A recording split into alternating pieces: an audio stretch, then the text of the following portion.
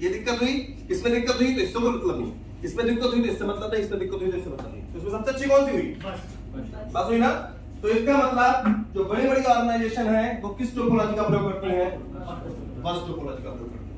समझ गया? लेकिन सर इसमें ड्रॉबैक भी तो हो गया सर। जी क्या? ड्रॉबैक ये हो जाएगा अगर इंफॉर्मेशन डाटा जा रहा है हाँ। स्पीड कम हो जाती है। हाँ देखिए, हर चीज की कोई ना कोई कमी है, हर चीज की कोई ना कोई अच्छाई है, लेकिन पहली प्रायोरिटी मेरी ये है कि हमारी पूरी ऑर्गेनाइजेशन ठप नहीं होनी चाहिए, हमारा काम चलते रहना चाहिए। तो उन दोनों से बेहतर हमारी ये टेक्नोलॉजी है, इसका इस्तेमाल इसलिए हमारे ऑर्गेनाइजेशन के लोग करते हैं। और आने वाले समय में और अच्छी चीजें आ जाएंगी जिसके और जो है समस्याएं नहीं होंगी उसमें। तो आप इनको कनेक्ट करते हैं तो इसके तरीके कि एक ऑफिस के अंदर कनेक्ट करते हैं तो उसे हम क्या कहते हैं, एक शहर के अंदर आप कनेक्ट करते हैं तो उसे क्या कहते हैं, और उससे बड़े एरिया को जब हम कनेक्ट करते हैं तो क्या कहते हैं। ठीक है ना? मान लीजिए पहला लिखा हुआ है LAN, दूसरा लिखा हुआ है MAN और तीसरा लिखा हुआ है WAN। ठीक है ना सर? 3 लिखे हुए हैं, लैन, मैन, वैन। नाम से ही समझ जाओगे आप। पहला है लोकल एरिया नेटवर्क, किसी छोटी जगह। मेट्रोपॉलिटन एरिया नेटवर्क, उससे बड़े दायरे में, और फिर उससे बड़ा दायरा हो गया वाइड एरिया नेटवर्क। ठीक है ना सर? समझ आया? पहला है LAN, local area network, metropolitan area network और वाइड एरिया नेटवर्क। ठीक है? और ये सब जुड़े किस चीज से? नहीं, डाटा जा कैसे रहा है? जो शुरू किया हमने टॉपिक क्या था? इंटरनेट। डाटा जा कैसे रहा है? इंटरनेट से जा रहा है। इसीलिए उसको हम बोलते हैं, कोई भी साइट जब आप टाइप करेंगे उसको बोलते हैं हम वर्ल्ड वाइड वेब। पूरी दुनिया में जो जाल बिछा हुआ है वही है हमारा इंटरनेट का जाल। हमने सूचना यहां से भेजी, सैटेलाइट पे गई, सैटेलाइट से वहां के सर्वर पे ट्रांसफर हुई, वहां सर्वर पे गई, सर्वर सैटेलाइट पे गई, सैटेलाइट से फिर सर्वर पे गई और फिर आपके सिस्टम में पहुंच गई। तो ये एक नेटवर्क है जो हमको दिखाई नहीं देता है, अदृश्य है, गायब है। वेव जाती हैं, सिग्नल जाता है और वो हमारा डाटा फॉर्म होता है, वहां से डिकोड होता है और फिर हमारे पास पहुंच जाता है। तो हमने आपको क्या बताया? 3 तरीके की टोपोलॉजी बताई और 3 तरीके के नेटवर्क बताए। टोपोलॉजी, रिंग, स्टार, बस। नेटवर्क बताए 3, local area network, metropolitan area network, wide area network. ठीक है ना? और सबसे बड़ा वर्ल्ड वाइड वेब। इन सबको जोड़ने वाला जो है वो वर्ल्ड वाइड वेब है, यानी इंटरनेट है। और इंटरनेट का फुल फॉर्म तो बताएगा? इंटरनेट का फुल फॉर्म होता है इंटरनेशनल नेटवर्क। और कोई सर ट्राई करिए। Interconnected network. और कोई सर?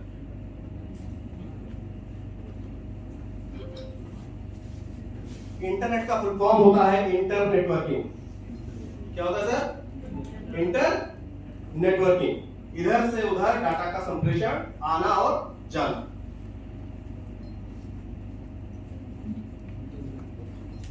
ये समझ आएगा सर? हटा दे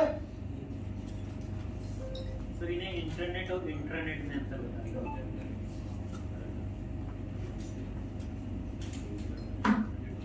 एक इथरनेट होता है सर, इंटरनेट है, इथरनेट है, इंटरनेट है। तो केवल वो एरिया पे डिपेंड करता है। जब हम किसी एक लोकल ऑफिस में उसको यूज करते हैं तो उसे इंटरनेट कहते हैं। जैसे इंट्रा डिस्ट्रिक्ट ट्रांसफर और इंटर डिस्ट्रिक्ट ट्रांसफर, क्या अंतर है दोनों में? अच्छा, इंट्रा डिस्ट्रिक्ट का मतलब क्या होता है? इंट्रा डिस्ट्रिक्ट ट्रांसफर, तो जानते होगा, जिले के उसका एरिया कम है कि ज्यादा? कम है ना? और जब इंटर बात करते हैं तब इंटरसिटी ट्रेन सुना है आप लोग? लोग इंटरसिटी ट्रेन से आए होंगे, उसका नाम इंटरसिटी क्यों है? एक शहर से दूसरे शहर। आपको बताना है, समझ गए? इंट्रा और इंटर में अंतर। तो इंट्रानेट और इंटरनेट दोनों का दायरा अलग अलग है, इतने समझ जाइए। सब में बस उसके जो कीवर्ड है उसको समझ जाओगे। तो ये हो गया आपका इंटरनेट। समझ आएगा सर? किसी को कोई दिक्कत हो तो बताइए, फिर बता देंगे। कोई समस्या हो? इंटर इंट्रा एक और आपने भी कहा उसको इंटर इंट्रा इथरनेट। इथरनेट एक ऑफिस के अंदर आप यूज करते हैं, उसको इथरनेट बोलते हैं। एक ऑफिस के अंदर यूज हो, हां, उसको इथरनेट बोलते हैं।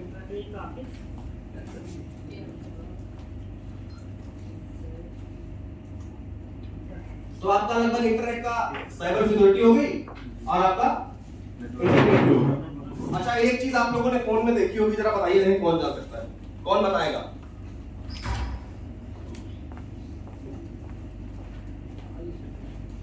सामने बोर्ड पे देखा लिखा हुआ है 4G तो लिखा हुआ है, इसके बगल में क्या लिखा हुआ है? Uploading downloading.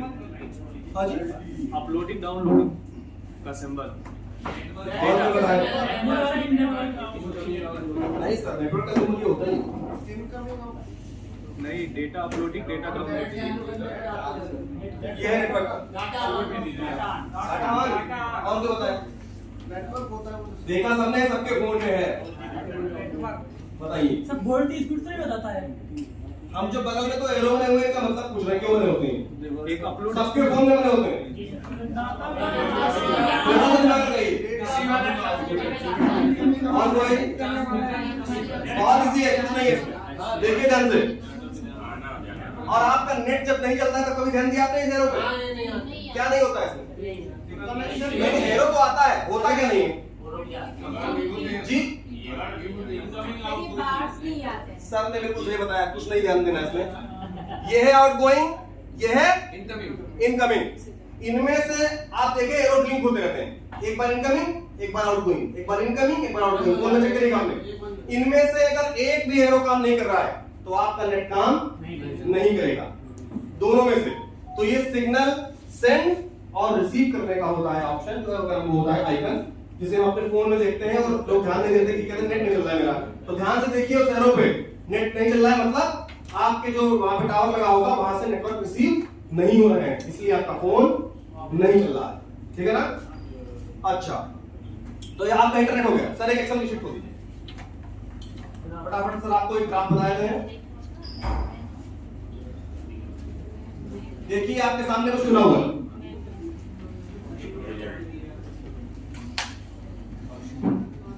ये एक बच्चे की मार्कशीट है। टाइप तो सब कर लेंगे, इसको टाइप करने में कोई दिक्कत है? कर लेंगे ना? क्या लिखना है बच्चे की मार्कशीट में? क्या क्या हो सकता है? ऊपर लिखा हुआ मार्कशीट, स्कूल का नाम, बच्चे का नाम, सब्जेक्ट, कौन कौन से सब्जेक्ट है उसके स्कूल में। मार्कशीट में क्या होता है? टोटल मार्क्स, पेपर कितने का है? 100 नंबर का है, 100 लिख दिया। उस बच्चे ने कितने नंबर मिले उस बच्चे को, ऑब्टेन मार्क्स, वो यहाँ पे लिखे हुए हैं। और उसके बाद होता है बच्चे का परसेंटेज होता है, और होता है ग्रेड, ठीक है ना सर? तो जैसे ही बच्चे की मार्कशीट बन के आई तो आपको लगता है कि सम भी कर लोगे आप। जैसे आप ये सब हो गया, यहाँ पे आपने लिखा equal to sum, range select की यहाँ से यहाँ तक, 600 अपने आप आ जाएगा। 100 तक आप ऐड नहीं करोगे क्योंकि हमने आपको फार्मूला को बताया था। Equal to sum, bracket open, जो भी सेल है A1 A2 A3 A4 लिया है, कॉमा लगा के ब्रैकेट बंद किया, एंटर किया, नीचे ऐड होके आ जाएगा। ऐसे ही आपको बच्चों के मार्क्स ऐड करने, 4 5 9 ऐड होके आया है, इक्वल टू सम लगाया और सारा डाटा ऐड होके नीचे आ गया। हाँ, सिग्मा वही एक ही बात है, वो जो सिग्मा का निशान से बना होता है वो शॉर्टकट है, क्लिक कर देंगे सीधे से आ जाएगा। अच्छा, अब देखिए ये लिखा हुआ है बच्चों का परसेंटेज, तो हम परसेंटेज कैसे निकालते हैं बताइए? फार्मूला क्या है परसेंटेज का जी? Obtain marks upon total marks, वही आपको क्वेश्चन में लिखना है। अब इनको 100 क्यों नहीं करेंगे सर बताइए? परसेंटेज का निशान पहले से लगा हुआ है तो इनको 100 करने की आवश्यकता नहीं है।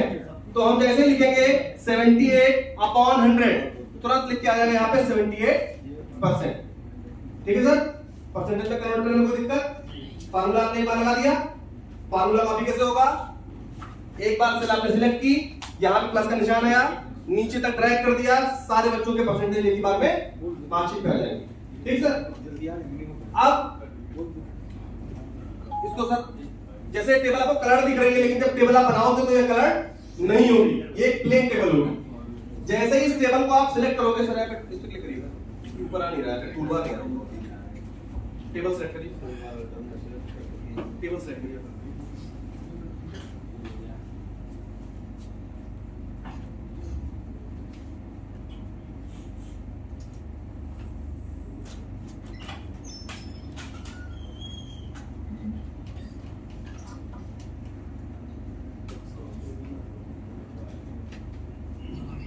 आप दिख रहा है आप लोग को?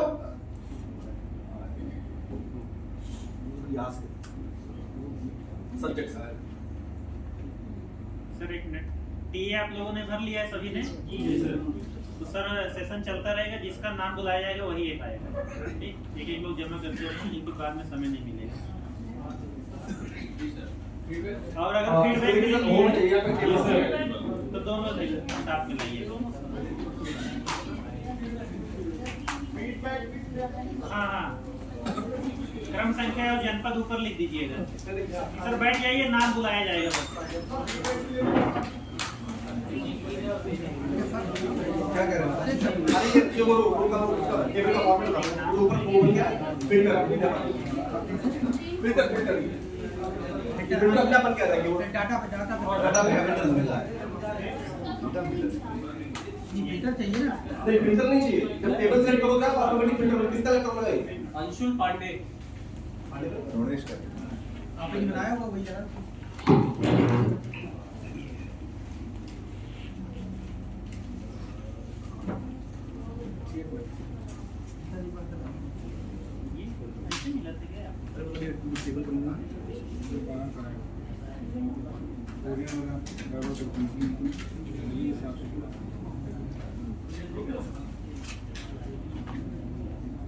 जब आप बनाओगे तब प्लेन होगी एकदम से।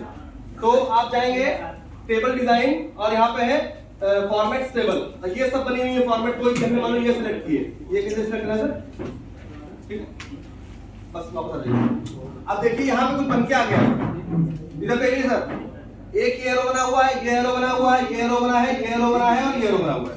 अब मान लीजिए हमको मार्कशीट में केवल एक सब्जेक्ट के नंबर चाहिए, हिंदी के। किसके चाहिए सर? हिंदी के।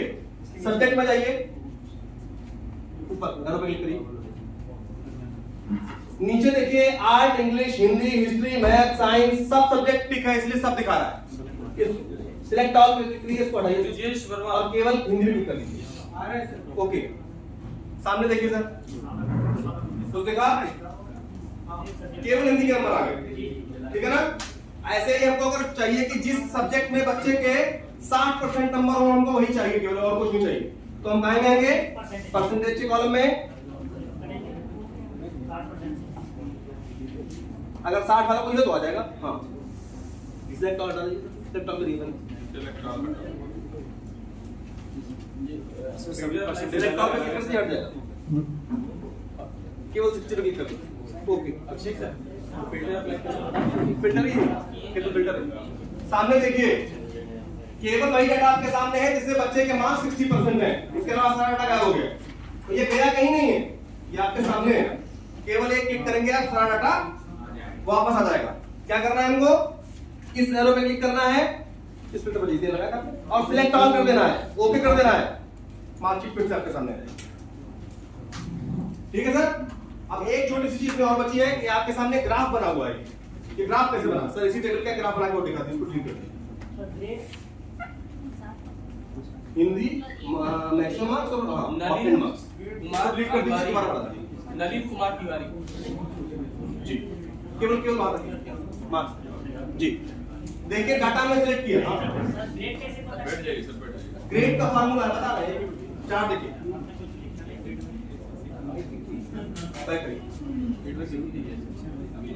हमने उसको सिलेक्ट किया और हम गए इंसर्ट में, ये लिखा हुआ इंसर्ट, और इंसर्ट में यहाँ पे देखिए चार्ट बने हुए हैं, ये ऑप्शन, ये चार्ट बना हुआ है, ये देखिए चार्ट बने हुए हैं।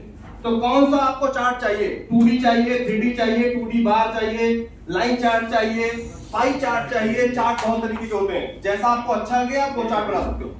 एक चार्ट पे आपने क्लिक किया, यहाँ पे देखिए, और ये सामने आपके डाटा का चार्ट आ गया। Hindi, English, math, history, art, science. Hindi total 100 number का है, बच्चे के नंबर है 78।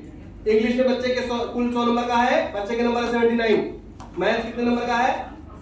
100 नंबर का, बच्चे के नंबर है 85। हिस्ट्री में बच्चे के नंबर है 67। देखिए कंपैरिजन दिया हुआ है, ये सब बराबर है ब्लू वाली, क्योंकि ये 100 नंबर का दिखा रहा है, और जो ऑरेंज वाले हैं ये 0 से 100 का रेंज है, और नंबर दिखा रहा है कि 78 है, 79 है, 85 है, 67 है, 60 है और 90 है। टोटल बच्चे ने 600 नंबर में 459 नंबर पाए हैं, वो ये ग्राफ दिखा रहा है। ठीक है ना सर? इसको इंसर्ट करने में कोई दिक्कत किसी को नहीं है ना? अच्छा, इसको थोड़ा छोटा कर दीजिए, सब तो एक बार जला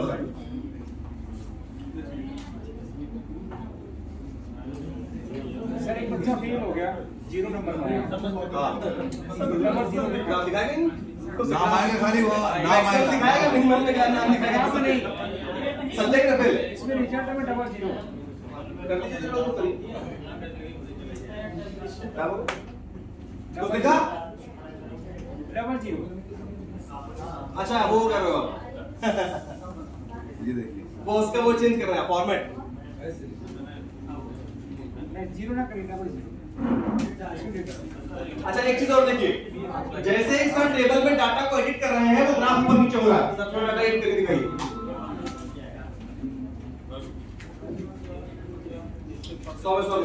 देखिए देखिए पढ़ रहा है, ग्राफ देखिए पढ़ रहा है, ऊपर नीचे हो रहा है। तो ऐसा क्यों हो रहा है बताइए? ये ग्राफ ऊपर नीचे क्यों हो रहा है? डेटा बदल रहा है, इसको कैसे क्या है? उसको बोलते क्या है? ऐसे डाटा को डायनेमिक डाटा। क्या बोलते हैं सर? Dynamic data. ऐसे ही आपकी जो ऑनलाइन वेबसाइट आप यूज करते हैं उसमें दो तरीके की वेबसाइट होती है, एक होती है स्टैटिक और एक होती है डायनेमिक। स्टैटिक वेबसाइट में आप कुछ भी चेंज नहीं कर सकते और डायनेमिक वेबसाइट में आप चेंज कर सकते हैं। बस वही है ये आपका डायनेमिक डाटा है। जैसे जैसे बच्चे का डाटा आप बदलेंगे वैसे वैसे ग्राफ अपने आप बदलता चला जाएगा। सर ग्रेड पे जाइए, साइड में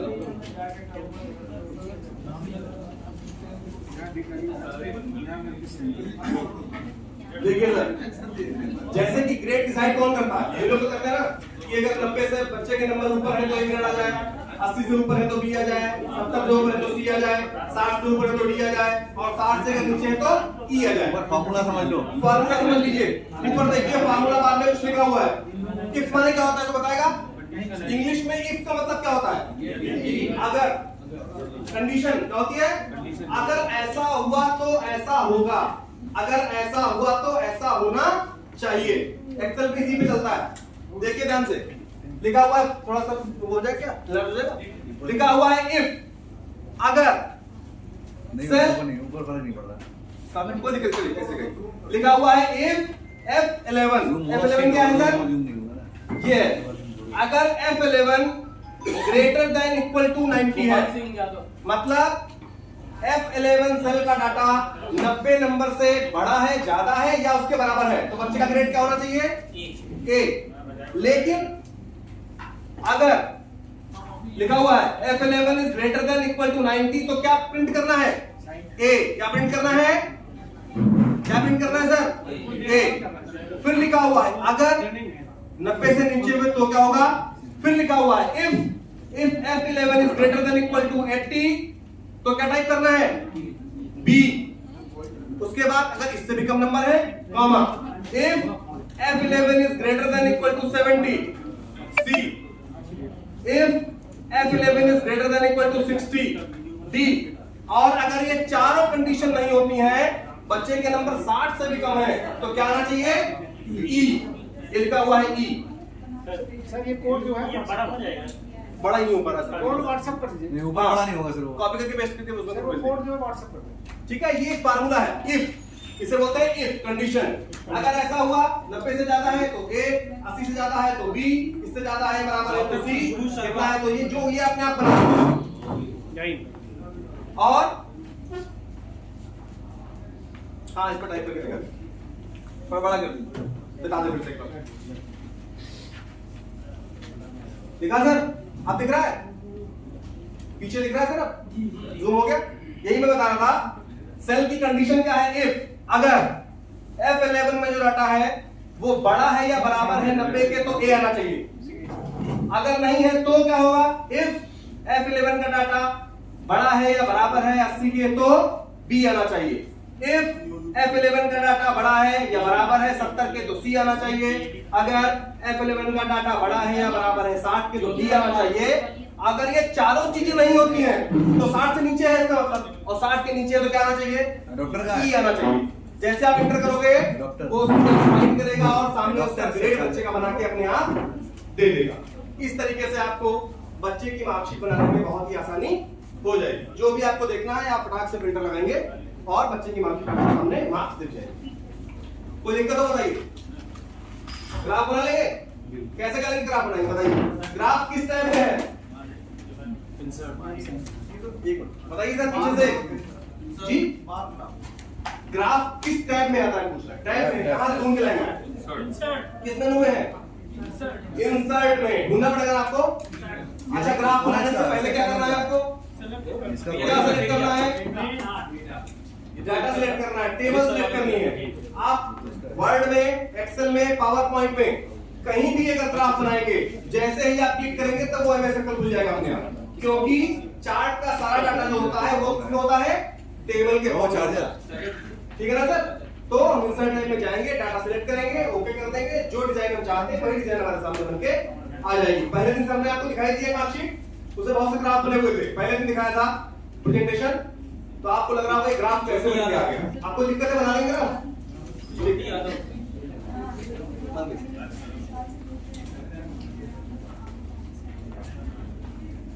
ठीक है, तो ये आपका जो बेसिक था, लगभग सारे टूल्स आपको बता दिए गए हैं। बाकी धीरे धीरे जैसे ही आप इसमें और कुछ सीखना चाहेंगे तो प्रयास करते रहेंगे, तो धीरे धीरे और कुछ भी सीख जाएंगे। ठीक है, तो आपका एमएस वर्ड हो चुका है, एक्सेल हो चुका है और पावर पॉइंट हो चुका है। ये तीनों टॉपिक आपके एमएस ऑफिस के जो मुख्य 3 एप्लीकेशन है वो आपको बताया जा चुका है। अगर किसी में कोई दिक्कत हो तो बताइए। आज तक जो भी आपने सीखा, डे 1 से लेकर डे 4 तक जो भी आपने सीखा, उसमें किसी को कोई दिक्कत हो? सामने आपकी विंडो खुली हुई है। वर्ड में पूछेंगे तो वर्ड में बताएंगे, किसका है? पूछेंगे तो एक्सेल बताएंगे, पावर पॉइंट पूछेंगे तो नहीं लग रहा पावर भाई। पॉइंट बताएंगे, पतली भी है। जो भी पूछेंगे बताएंगे। कोई क्वेश्चन हो आपके मन में पूछ सकते हो जी। क्वेश्चन है पूछिए। कि आइस ग्राफ बनाना हमने आपको फिर बताया था, ग्राफ बनाना ये किसका अलग बात है। क्वेश्चन हमारा यहाँ पर ये है कि हम ग्राफ क्यों बनाए। बार ग्राफ हमने बताया कंटेंट ऑफ नेचर डिसाइड करेगा कि आप आईसीटी का कौन सा टूल यूज किया। अभी सबने मार्किंग का एक एग्जांपल दिया था, उन्होंने